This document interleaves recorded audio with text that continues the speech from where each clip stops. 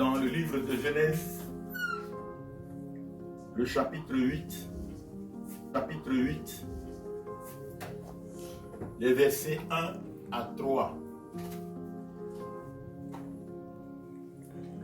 Dieu se souvient de Noé et de tous les animaux, de tout le bétail qui était avec lui dans l'arche.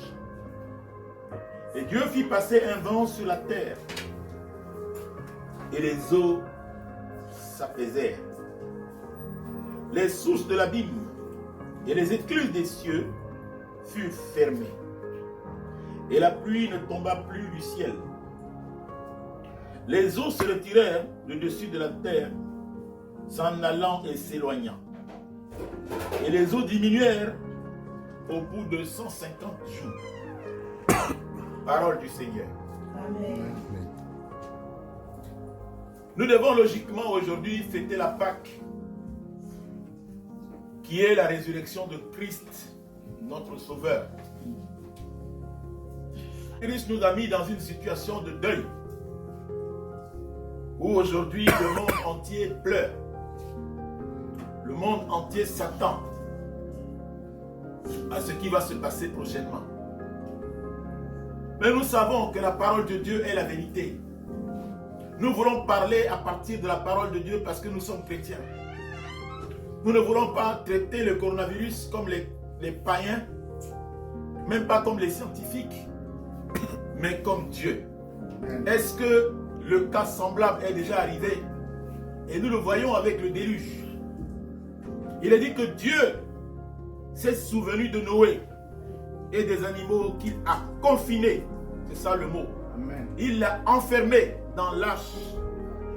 Dieu s'est souvenu de Noé et des animaux. Dieu se souviendra de l'humanité. Amen. Dieu se souviendra de nous. Amen. Dieu se souviendra de nous. Amen. Pourquoi? Parce que Dieu, aussi bien qu'il a ordonné, il a décrété 40 jours de pluie sans cesse. C'est lui-même qui a fermé ensuite les vannes du ciel. Dieu viendra, il fermera. Il fermera le ciel. Il fermera le ciel. Et il empêchera au coronavirus de continuer.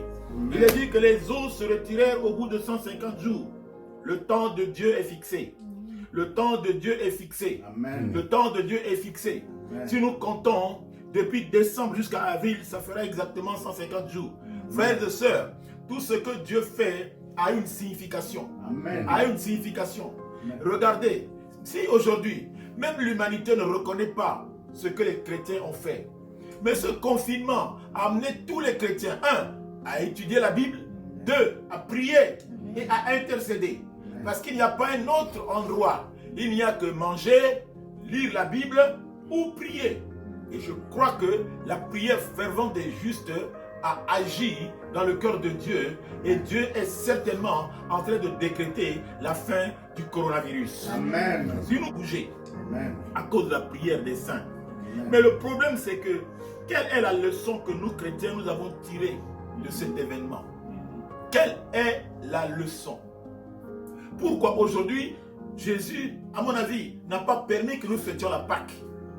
La Pâque qui est la joie, la résurrection, aujourd'hui est devenue une fête de tristesse. Nous fêtons à la maison. Quand on voit les églises, comment les églises prêchent, vous avez 3-4 personnes qui prêchent. Vous avez l'église qui est complètement vide parce qu'on ne peut pas s'approcher des uns et des autres. Mais le problème, est-ce que véritablement nous avons compris ce que le confinement a amené dans le monde? Est-ce que nous avons compris ce que Dieu a voulu faire? Le pape, qui est notre légat, qui est au-dessus des chrétiens, il a dit quelque chose. Son discours en anglais et en italien, beaucoup ont traduit en français, mais il a dit quelque chose. Il a dit que les 10 commandements, nous les avons rapportés à 2 commandements. Quels sont ces 2 commandements? Premier commandement, c'est aimer Dieu. Amen. Et Jésus lui-même a repris en disant, je ne vous donne pas un commandement nouveau, c'est de vous aimer les uns les autres. Ça fait les 2 commandements. Aimer Dieu et aimer son prochain. Aujourd'hui, là où tu es là, si tu étais parti, emporté par ce fléau, est-ce que tu es sûr d'avoir pardonné à tout le monde? Est-ce que tu es sûr d'avoir demandé pardon à tout le monde? N'as-tu pas quelque chose dans ton cœur contre quelqu'un? C'est le message que Dieu a voulu nous envoyer pour nous dire, préparez-vous. Le cœur de l'humain est mauvais. Amen. Le cœur de l'humain est mauvais. nous gardons en nous la haine, nous gardons en nous la tristesse, nous gardons en nous la jalousie. Ces choses-là nous empêcheront de voir Dieu le jour J. Le jour J, avons-nous seulement compris ce mystère du pardon? Dieu nous lance des messages pour dire prépare-toi, prépare-toi, prépare toute la méchanceté dans ton cœur. Rentre dans ton cœur, rentre dans ton cœur. Il est temps que chacun rentre dans l'arche. Son arche, notre arche, c'est notre cœur. Amen. Rentrons dans notre cœur, parce que dans ton cœur, tu trouveras toutes sortes d'animaux. Tu trouveras toutes sortes de choses que tu n'aimes pas. Mais tu es obligé d'habiter, de cohabiter avec ces gens que tu n'aimes pas. Pourquoi? Parce que Jésus t'a demandé de les aimer. Amen. De les aimer comme tu aimes Dieu. Si tu dis que tu aimes Dieu, comment peux-tu rejeter l'homme qui est créé à l'image de Dieu? Je crois que c'est le message de l'amour.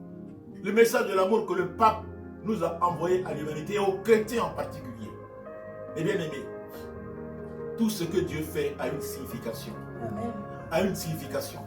Je remercie Dieu parce qu'on voit comment les chrétiens ont prié. Nous voyons comment les chrétiens sont unis dans la prière. Ce qui se passe dans l'humanité, Dieu viendra lui-même. Il soufflera sur la terre. Il soufflera sur la terre. De la même manière où il a soufflé pour arrêter les eaux. La Bible dit qu'il a fermé les eaux qui coulaient du ciel. C'est-à-dire que toute la terre était inondée, mais l'eau continuait de monter. Et le reste qui venait du ciel. Mais c'est du ciel que viendra la fin du coronavirus. C'est du ciel que viendra la solution. C'est pourquoi levez les yeux, Jésus a dit. Quand vous entendrez parler de ces choses, levez les yeux car votre délivrance arrive. Amen. Dieu nous a envoyé un avertissement. C'est un avertissement. Humanité. Aujourd'hui, nous voyons toutes sortes, toute personne de prophéties, des prophéties qui sortent. Des prophètes donnent des prophéties. Des chercheurs cherchent. Mais Dieu a la solution. Amen. Dieu a la solution. Amen. C'est Dieu qui mettra fin au coronavirus. Amen. Chrétien, sois fier d'appartenir à Christ. Amen. Sois fier d'appartenir à Christ. Amen. Sois fier d'appartenir à Christ parce qu'il revient bientôt. Il revient bientôt. Ne doute pas. Il revient bientôt. Qu'importe ce que les gens peuvent croire. Mais nous savons une chose. Tous les grands prophètes, les grands hommes qui sont venus, de Abraham en passant par Mahomet, Moïse et autres, qu'est-ce qu'ils sont venus faire sur la terre? Amener les gens vers Dieu. Mais personne n'a cru, sauf un, Jésus. Sauf un, Jésus-Christ, qui a réussi à fédérer les hommes autour du christianisme. Autour du christianisme. Le christianisme n'est pas une religion, c'est une révélation de Dieu à l'humanité. C'est une révélation de Dieu à l'humanité. Lève-toi, chrétien, et sois fier de ce que tu as fait dans la prière. Que Dieu vous bénisse richement. Amen. Amen. Amen. Amen.